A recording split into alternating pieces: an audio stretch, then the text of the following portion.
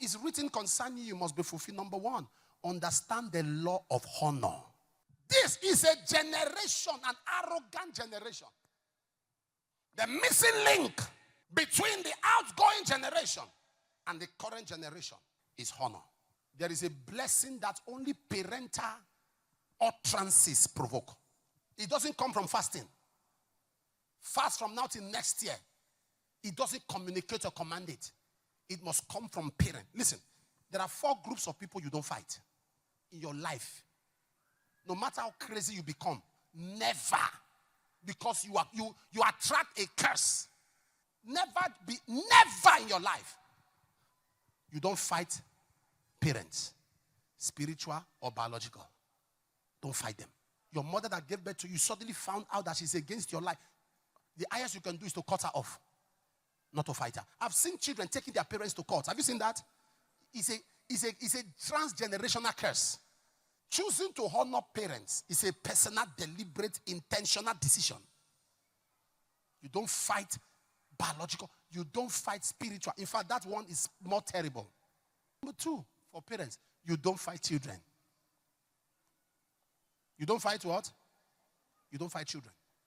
You don't fight your son. You don't fight your daughter. Anyone that fights the parents, spiritual or biological, ends up a vagabond. Run through scriptures.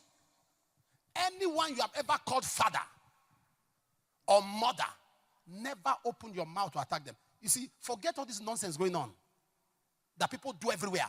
Check out the end. And anyone that fights sons and daughters, we end up lonely because the rest of a parent is in his old age. When you start destroying those that command rest and will sponsor the rest in your old age, you end up lonely. Fighting children is why you see a man that's 80 is still standing on the gate. He's 75, he's a security man. Because he has so fought the children. When I say fight, he cut them off. He never empowered them. He never raised them. There are parents who are so self-centered. There are some of you looking at me now. From tender age, you began to take care of yourself.